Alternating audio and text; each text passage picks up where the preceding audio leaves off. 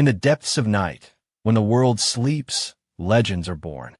This is the story of a ghost who became a god, a shadow who stepped into the light and changed music forever. But every legend begins somewhere, and his began in the cold streets of Toronto. Toronto, Canada, February 16, 1990. Abel Tesfaye entered this world on a frigid February morning, born to Ethiopian immigrants who had crossed oceans in search of dreams. His mother, Mackinnon, carried within her the ancient melodies of the Horn of Africa, songs that would one day find their way into her son's soul. But dreams, Abel would learn, come with a price. His father left when he was just a toddler, leaving behind only whispers and the weight of absence. In that void, music became his first companion. His grandmother would tell him stories of Ethiopia, of ancient kingdoms and forgotten songs. She spoke in Amharic, painting pictures with words he barely understood but felt deeply. These moments would become the foundation of his artistic soul, though he didn't know it yet. By 15, Abel had become a ghost in his own life.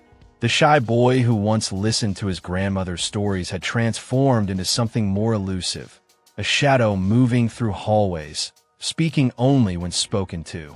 School felt like a prison.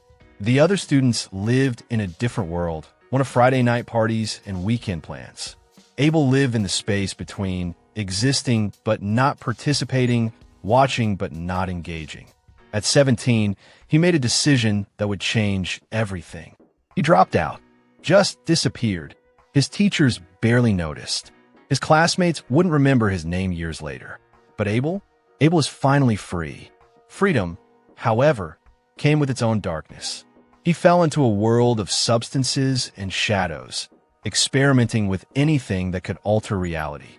Ecstasy, cocaine, mushrooms, each offered an escape from the weight of existence. But in that darkness, something extraordinary was happening. Those altered states weren't destroying him. They were revealing him. Each high opened new chambers in his mind, new melodies, new emotions he had never accessed before. With a friend's laptop and a USB microphone, Abel began crafting sounds that didn't exist in this world.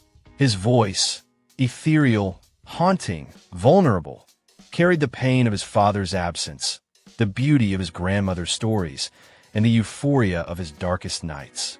He called himself The Weeknd, missing the E to avoid copyright issues with a Canadian band. But the name represented something deeper.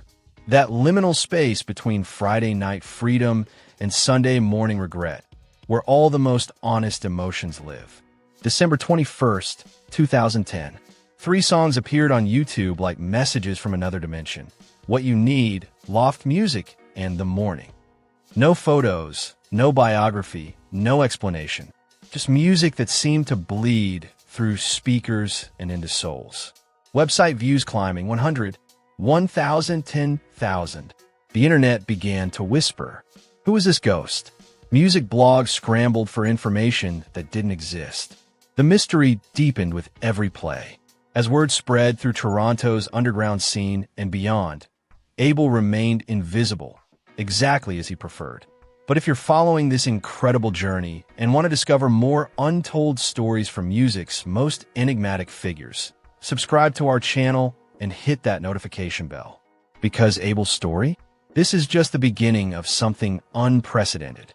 For months, he crafted what would become his masterpiece, but still, no one knew who he was. Record labels called. Journalists hunted.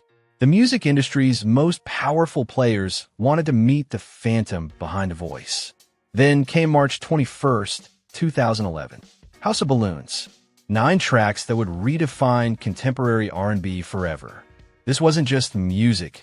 It was a complete emotional experience, a soundtrack to the parts of life people were afraid to admit existed. The mixtape spread like wildfire through the internet's underground arteries. Pitchfork gave it their best new music tag. Drake, Toronto's golden child, publicly proclaimed his obsession. Suddenly, everyone wanted to find The Weeknd. Drake brought Abel into his world, featuring him on Crew Love and The Zone. But even collaboration couldn't fully illuminate the mystery. Abel remained elusive, granting few interviews, appearing in no music videos, maintaining the ghost persona that had made him famous. Thursday arrived in August 2011, followed by Echoes of Silence in December. 3 mixtapes that formed an unholy trinity, a complete artistic statement about love, lust, addiction, and the spaces between consciousness. The world had never heard anything like this. Dark R&B that borrowed from dream pop, electronic music, and Ethiopian influences. It was the sound of 3 a.m. confessions, of chemical euphoria, of beautiful destruction. When he finally performed live, audiences found themselves witnessing something unprecedented, an artist who had mastered the art of presence through absence, intimacy through distance. By 2012, major labels were offering millions for his signature. The ghost was becoming a god, and the world was finally ready to see his face. Kissland followed in 2013, his first studio album, marking his full emergence into mainstream consciousness while maintaining the artistic integrity that made him legendary. The boy who had disappeared from high school had reappeared as something unprecedented, an artist who proved that mystery and authenticity could coexist, that darkness could be beautiful, that the most profound connections happen in shadows. Abel, now clearly visible but still maintaining his enigmatic presence, works on new music. Multiple Grammy Awards gleam on nearby shelves. Today, Abel Tesfaye stands as one of music's most influential artists. Super Bowl halftime shows, #1 albums, billions of streams. Achievements his teenage self could never have imagined. But perhaps most remarkably, he never lost what made him special in the first place. In an industry that demands exposure, he maintained mystery. In a world obsessed with light, he found beauty in darkness. The camera retraces Abel's original path through Scarborough, but now the streets seem different, charged with possibility. Asterisk. The ghost became a god, but the god remembered what it felt like to be invisible. And in that remembering, he created something eternal. Proof that the most profound art comes from the deepest places, that legends are born not in spotlight, but in shadow. The Weeknd has sold over 75 million records worldwide.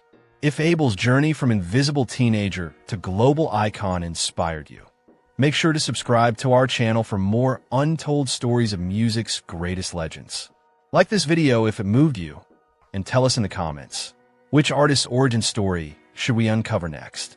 Because every legend starts somewhere, and every shadow eventually finds its light.